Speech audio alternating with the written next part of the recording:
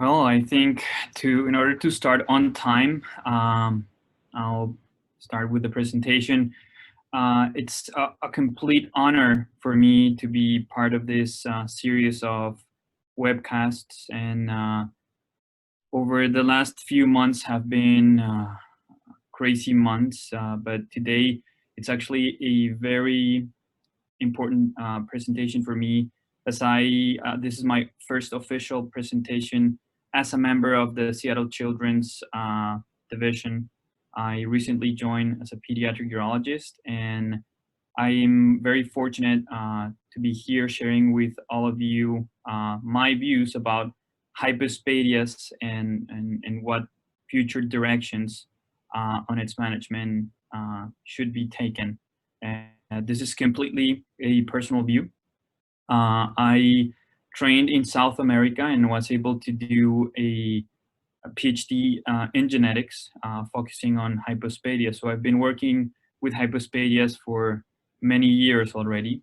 And for those of you that have been following this webcast series, we're able to see the great presentations of Dr. Bush and Dr. Snodgrass, as well as the one last week from Dr. Weiner.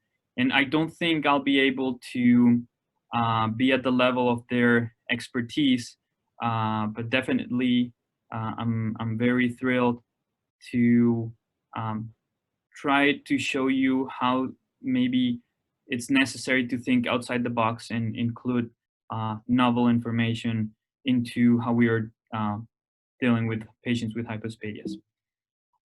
So to begin with, disclosures, I'm a member of the Hypospadias Task Force at the SPU. I have no financial disclosures at this point, but I'm definitely a father of two boys, and that has positively changed my view in the way how I treat patients and their families. And I understand the importance of taking care of a boy and their family. And clearly, I see differently the way I take care of my patients nowadays. So to begin with, I would like to add a little bit of history to put us into context. And this is a drawing that I did depicting a little bit of how we have been seeing hypospadias over time. And I'll focus over the next few minutes about the classification and the way we have been classifying hypospadias. And probably one of the earliest classification systems was introduced by Sir Dennis Brown, who actually used the location of the meatus to classify hypospadias. So he used that as a landmark, and ever since that classification system, we've seen continuously that we have been using this as the trademark for hypospadias. And so basically, he described this landmarks using just pure anatomical descriptions. So if the meatus was located at any of these locations, he would call it either glandular, subcoronal, midshaft, penoscrotal, midscrotal, or perineal. And almost simultaneously, Smith proposed a more simple classification system. He said that maybe it should be divided into 3 degrees. And here it's very important to note that he used the word degrees, and that kind of like gives a sense of severity. And he initially, this classification was used by some surveillance systems, and we will talk about that in a bit, and the importance of that. And maybe like 10 years later, Schaefer and Erbs changed that 3-degree classification into, again, another anatomical description where it was described as glandular, penile, or perineal. And not until Dockett showed up into the hypospadias world, nobody was thinking about another way to classify hypospadias. And he actually brought up a very important concept, which was classifying hypospadias after deglobing the penis and releasing curvature. And we've all seen that when we operate on children with hypospadias, we ultimately find that it may stay at the same location, or it may change to a different location. So this is very important, but still, it was completely focused on the location of the meatus. And subsequently, ever since the 1960s, there has been a lot of new literature coming up where other anatomical variables have been included as predictors for surgical outcome. And there is great information published by Dr. Snodgrass and Dr. Bush too, where they basically proposed that the glands had a very important, it was a very important predictor for surgical outcomes, same as the location of the meatus. And finally, if you were able to see their presentation a couple weeks ago, they focused on the degree of the curvature. And with that being said, Merriman from the Atlanta group and Dr. Kirsch proposed the GMS score, which they more recently have added another variable, which is the urethral plate quality. And they found that the complication rate was about 5.6% for patients with a GMS score of 6 or less, versus 25% for those who had higher scores. So here we start seeing that there are additional variables that may be used and should be used to classify hypospadias. But why is this important? And we've always thought that just by looking at where the pee-hole is, we can simply classify hypospadias. But the problem is that the prevalence, so studies on the epidemiology of hypospadias have always used this classification systems, and there is great variability when you look into the literature. When I started my PhD program, actually, I thought it was going to be a simple task to do and review the epidemiology and actually report the epidemiology of hypospadias in South America. And what happened was that I learned that not every surveillance system has used the same classification. And that, of course, changes the way we report hypospadias. Now, I was able to participate in this international collaborative study where we looked at all surveillance systems and the information that had been collected ever since 1980. And we found, for example, that on the EuroCat in Europe, not until the late 70s, early 80s, distal hypospadias or glandular hypospadias was not included as a congenital anomaly. And with that in mind, we also can remember that not until the MACPI surgical procedure was proposed, distal hypospadias were not repaired either. So here we start seeing that we may be using a classification system that it's not so reliable, and there is great variability between what we see on the newborn and what we see intra-op. And there are multiple publications about this and how to address more objectively hypospadias. And we continue to focus on the anatomy. And I want to use this quote here from Jorge Santayana, who himself, he wanted to be called George because he moved to the States and was a professor at Harvard. But those who cannot remember the past are condemned to repeat it. And I do believe that, as you can see throughout the years, we continue to look into only anatomical variables to classify hypospadias. And I think we need to start changing this paradigm and move into different directions. And I want to share how we can probably start adding other ways of viewing and approaching hypospadias in order to improve our outcomes and the care of our patients. So in a way, you can see that hypospadia surgery is an artistic process. It requires, first of all, a high level of technical dexterity to master the procedure. There are multiple publications talking about how you need an X amount of surgeries before you become proficient. And of course, that comes with training.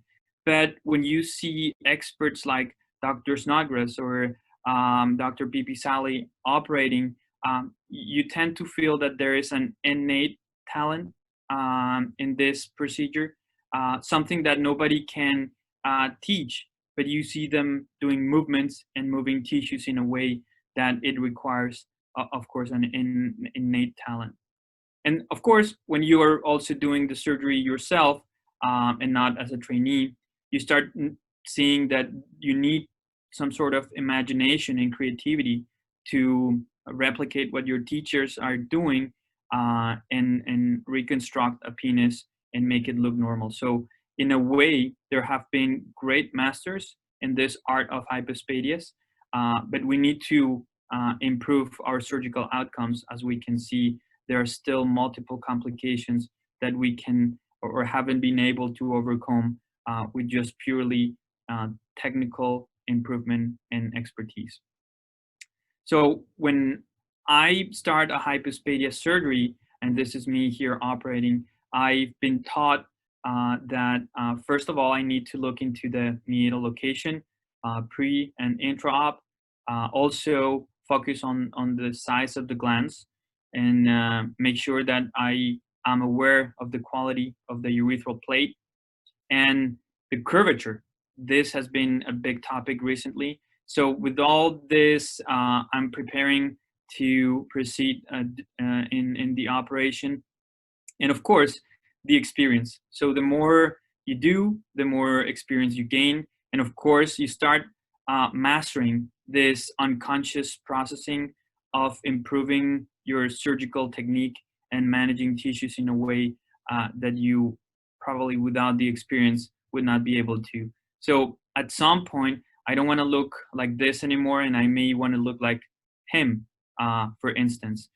It was really nice to see him operate when I was training in Toronto. I remember seeing that he was pretty much doing tissue mobilization that I could not follow. And at some point during the procedure, I was lost. And with a single stitch, he would reconstruct everything and everything would look completely normal. So in a way, that's where we were aiming to, but not everyone can probably reach his level of expertise. So this artistic process, we need to bring it down and have it more accessible and more objective and reproducible.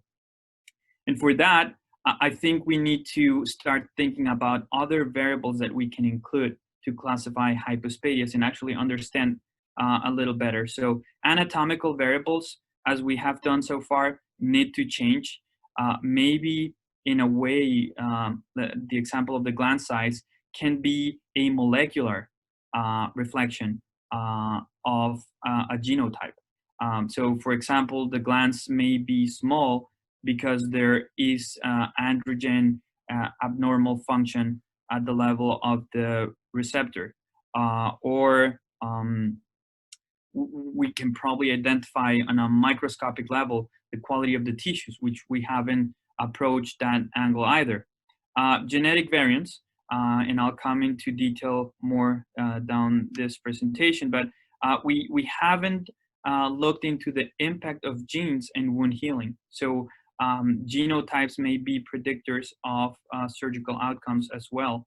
And we haven't been able to really classify hypospadias based on their genotype, and we probably need to start doing that more often. We also haven't seen how we can predict the tissue response to specific therapies depending on their genotype. And lastly, we haven't incorporated either imaging technologies. So maybe we can start looking into biomechanical properties of the tissues involved in the reconstruction, as well as adding some new technologies like machine learning and other artificial intelligence technologies that can aid in the understanding of how we manage hypospadias. And I'll go into detail on each one of this. So initially, when I started my PhD, and that was back in 2010, I thought it was going to be a very simple task. And this ideogram here, where all the chromosomes are shown, I went down and looked at the literature, and I found that there were around 22, 23 genes described in correlation with hypospadias back then. To date, there are about 27 genes that have been described in association with hypospadias. Now, I think the problem here is that we have always focused on looking for the hypospadias gene, which has been, I think, in a way, a waste of time, but that's only because we haven't used the technology that it's available now. And we were always taught that only 10% of hypospadias cases will have an identifiable genetic abnormality. That's because we didn't use the next generation sequencing technologies that we have available right now. And back in 2010, this next generation sequencing was very expensive, but now it's affordable and it can be used very easily on the clinical scenario. So I think we need to move into another direction and stop looking for the hypospadias gene and maybe use genetics with other purposes. We know here, and this is one of the publications that I did looking at the epidemiology of hypospadias in South America, and we found that there was an increased risk of having another congenital anomaly associated if hypospadias was more proximal. So you can start looking at this table here, and you can see that the relative risks increase if the more you go to proximal hypospadias. And there have been some publications already showing how having another congenital anomaly may be a predictor of the surgical outcome. And that, in a way, tells us that if you have another anomaly, there might be something genetic related to it. And of course, it may have an impact on how the outcome of the surgery will be. And for instance, in this paper from Pat, you can see that patients with partial androgen insensitivity do worse than those with 46XY DSD. So in a way, genetics are playing a role on how patients do after surgery. And I loved reading this paper from Chicago where they published their experience using molecular and endocrinological analysis on patients with proximal hypospadias. And they did a cohort publication of patients where they did 100% karyotype for this population, and they found, and they only did 13% genetic panels. So this is somehow showing how much effort we need to put in to doing more complex genetic studies on our patients. And these genetic anomalies, basically variants that could be abnormalities with a clinical implication, were found in 28% of the cases. And I remember during my PhD thesis defense saying that we should be doing more molecular studies on our patients. And people used to not believe because they still thought that we were looking for the hypospadias gene, as I said. And I think now we need to change gears and move towards using genetics as surgical predictors. And I'm certain there will be more publications down the road about this topic. And here, that's another critical paper where I was able to identify with a group of collaborators that using the approach of a single gene study, we found some novel variants. But the importance of this paper, I think, it's more that with the same genetic mutation, we found that the phenotype. So, for instance, the location of the meatus did not correlate with the genotype. So I think if we continue to use the anatomical meatus location as a classification system, we may be having some biased analysis, and we may not be having a good correlation with the genotype. So we need to start reconsidering the way we are seeing hypospadias if we're going ahead and studying patients on a molecular level.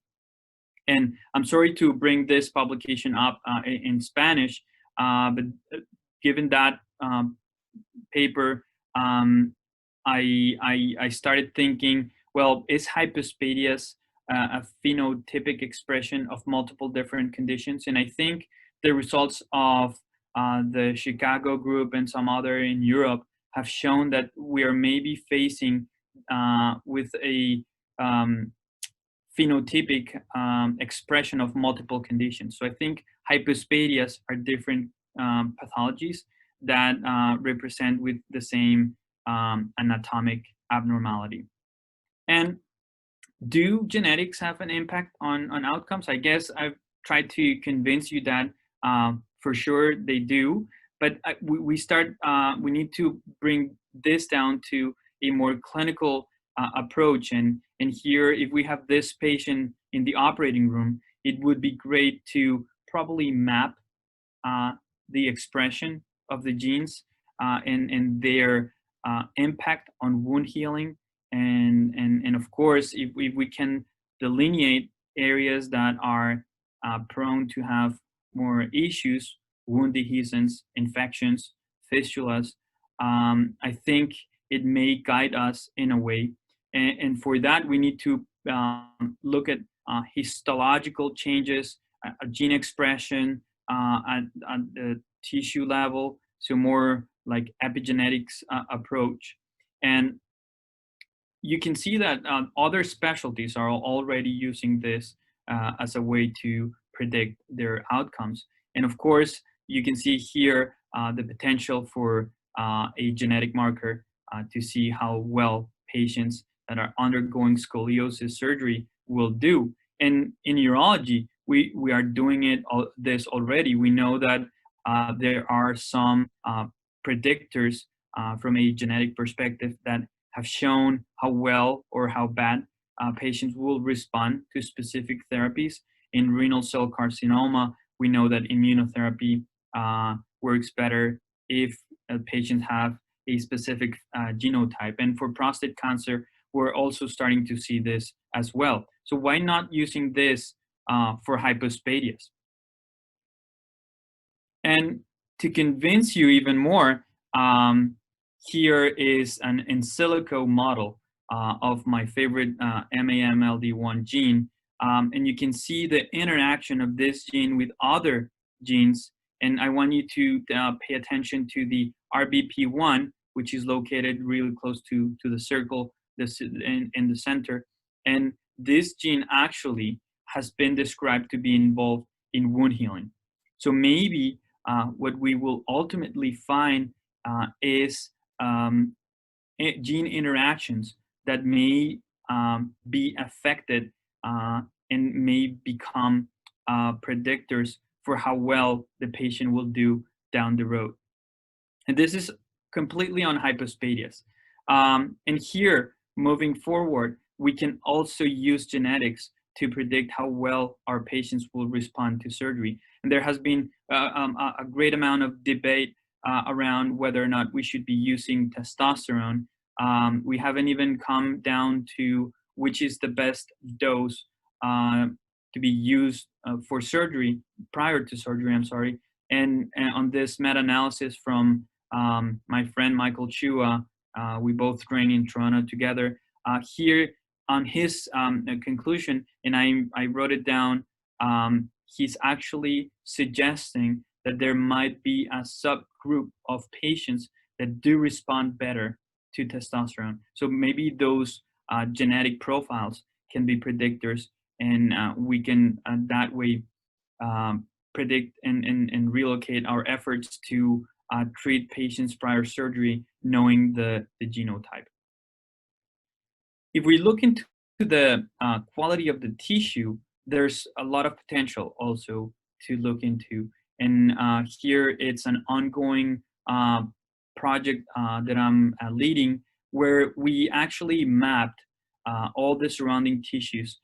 Since we discard part of the tissues during surgery, we actually decided to map and go down to the pathology, and look at variables that would be related to surgical outcomes. And we started actually seeing that the musculature distribution on the left side of the screen. You see this is a patient that underwent circumcision, compared to a patient on the right side that had hypospadias and underwent hypospadias repair. And you can clearly see how less muscle there is on the hypospadias patients. And this was located more clearly on the ventral aspect as opposed to the dorsal aspect. So, and that's why probably Dr. Snodgrass and many others have supported to use tunica vaginalis flap to cover the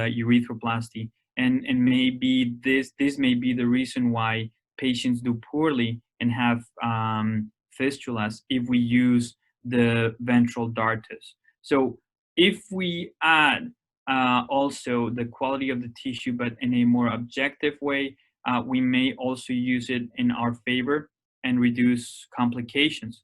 And similar results have been published by Admoko and Spinois in Belgium.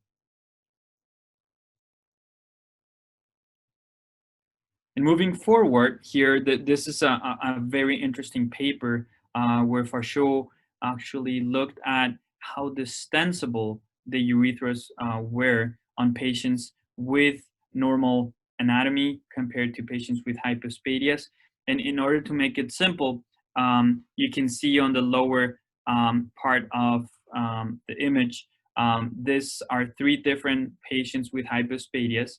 They used a probe and distended the urethra and calculated how distensible it was.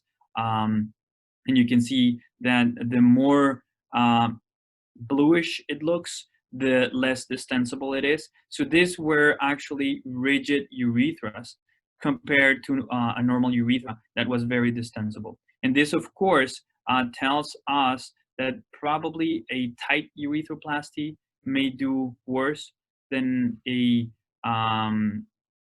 non-tight urethroplasty. Maybe this is why sometimes using a graft may improve outcomes. But we haven't used this as another way to measure and predict outcomes. So, of course, it gets more complicated if we continue to add variables to the algorithm and to make decisions intra-op. And ultrasound has also been a very good way to measure how soft and distensible tissues are.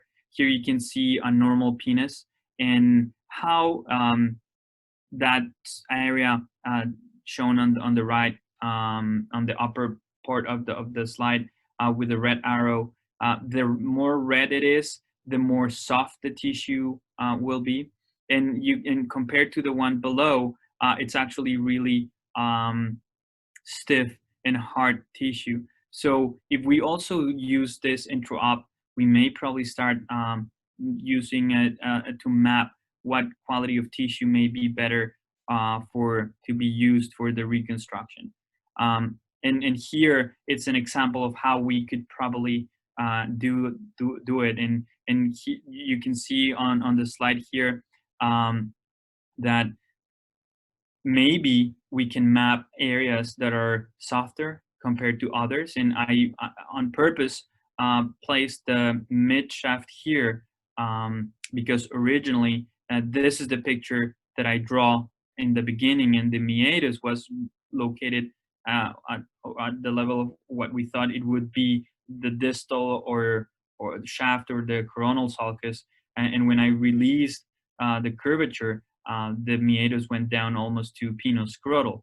So maybe we can use this technology in the future to define better the quality of the tissues and how much we need to work on the curvature. And to make it a little more simple, maybe we don't need to think about all this by ourselves.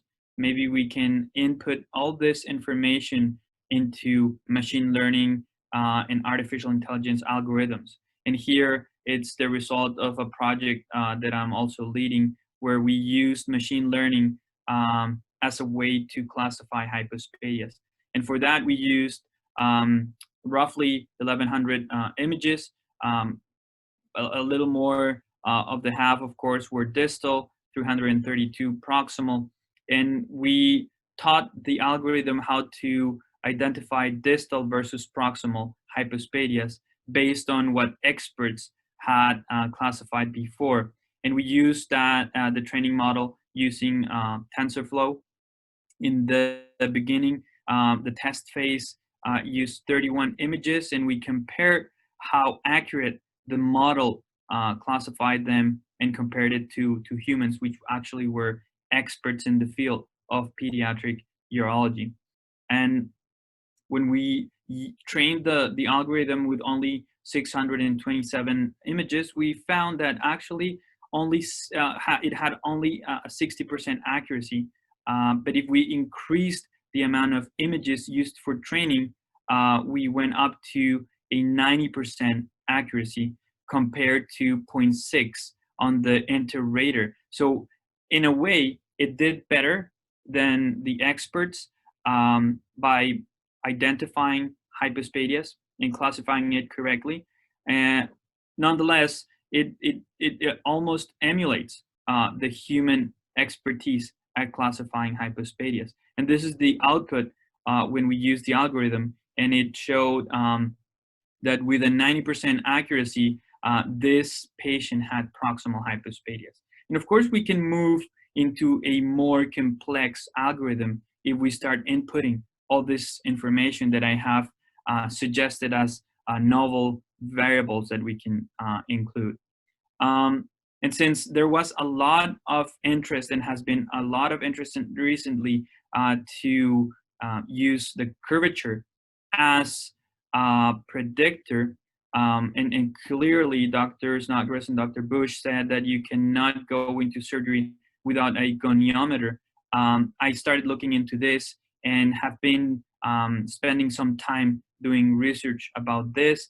And my friend Carlos Villanueva has published two very nice papers where, first of all, he says that the goniometer is almost like similar to eyeballing the curvature. And he proposed the use of this app where you use a template to calculate the angle, which a fairly good accuracy.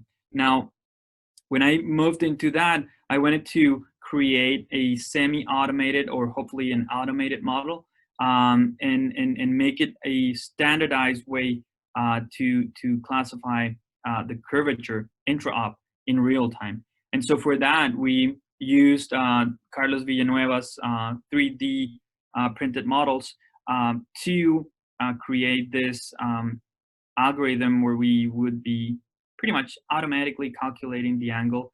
And we started with this initial approach, which was just pointing out the areas of interest, and the algorithm would calculate the angle. But we found that if we changed the position of the camera at different angles, we started noticing that the algorithm was accurate only up to a 30-degree angle of the camera. If you went up to 45 or 60 degrees, that changes dramatically. And of course, in the operating room, it's very challenging to be at 0 degrees, because you will probably have the legs in between, and the surgical field as well, and the dressing. So we are now focusing on using the 15 and 30 degree camera angles to move into a more robust and automated algorithm. But if you look at this picture, and this has been the same patient as the one before, I actually ran into a problem, which was if we use the mid or the center of the penis and use it as a cylinder to calculate the angle, I started noticing that when I was doing the measurements, this curvature that is in blue right now, and the angle of that curvature was different from the ventral angle. And of course, measurements were different from one each other. And if we output these angles, um, I actually had to go back and study a little bit of geometry in order to understand this. And we probably are using the goniometers in a wrong way, because we are not measuring right angles. We're measuring arcs or curvatures. And if we do so, we have to have into account the radius of that circle and the length of the curvature, which actually makes it very complex. And that made me think if we are measuring it the right way. And of course, the arc formula may be a way to approach this. Which angle should we take into account?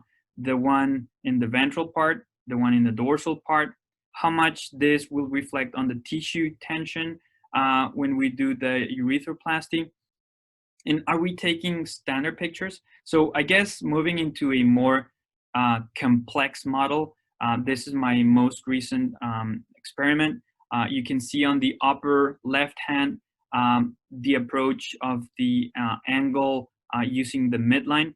And of course, here the problem is that if you continue to use this as a way to measure it, you will always continue to have the problem of not being as accurate as you probably are. So I went back and moved into what's called dynamic geometry, and we created the algorithm to actually calculate multiple spots along the shape of the penis on the image and create an average, which is actually the white line curving along the mid part of the penis.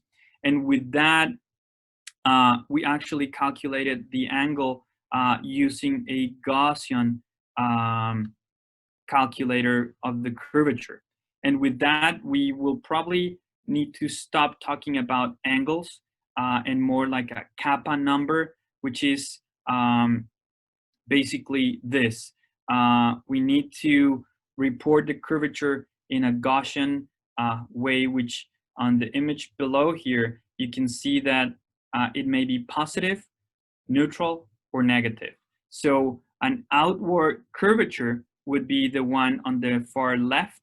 A zero kappa would be a one that it's a straight line, or a perfect circle, it's a positive kappa number. So maybe we need to approach the curvature of the penis in a different way down the road using more automated algorithms. And lastly, we cannot forget about why we're doing the hypospadias repairs and the surgery. And we see that families have, for distal hypospadias, usually a 41% mild regret of having the surgery done, and up to 8.6% have severe regrets of choosing surgery for their children. And this is because we probably are not understanding the way this process goes, and that needs to be rediscussed, and we need to have patients participate on how we are treating hypospadias patients, and understand better what their interests are down the road. And maybe, of course, if that's the case, the postoperative HOPE anatomical classifications may need to change as well, and let patients and families participate in the process. So in conclusion, you can see, if we use this analogy, if we are engineers building a house, should we continue to think on how to put bricks together, and maybe start thinking more about what kind of materials are we using, and how do these materials interact with each other and how happy are the people that are moving into the new houses? Are we using the building for the intended purposes? I think we need to definitely start thinking outside the box and add new variables to the way we are thinking about hypospadias. And with this last picture, I want to thank you all. And if there are any questions, I'll be happy to address them. This is a picture I took last weekend here in Seattle. And for those of you who have said, well, Seattle is going to be a rainy place to go, I don't think so far. And I'm very pleased and happy to be a part of this great group. Thank you very much. Please don't forget to share your thoughts and complete this survey.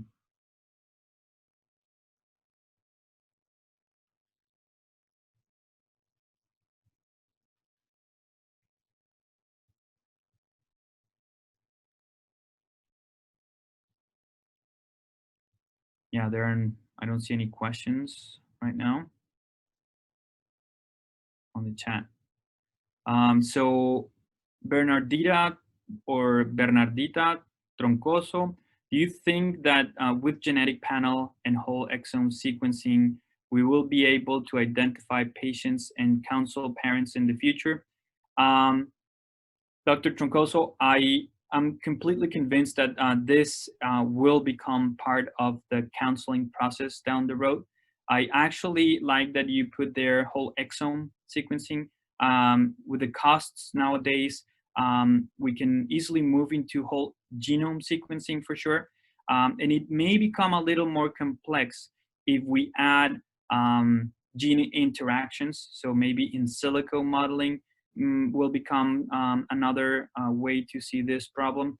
I definitely believe that genetics will become part of your labs down the road to assess, predict, and treat patients with hypospadias. Now, I think we're in a place right now where we need more information about genetic profiles on hypospadias patients. And this is an effort that will take a while, but it definitely requires collaborative and collaboration throughout institutions. And I'm starting to see that there is some interest in this for sure.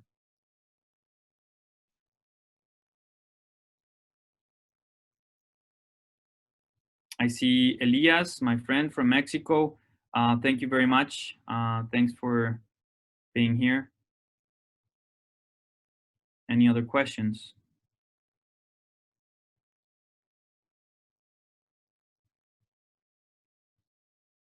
Well, thank you very much, everyone. I hope you stay in touch. I'll be happy to connect with any of you in the future.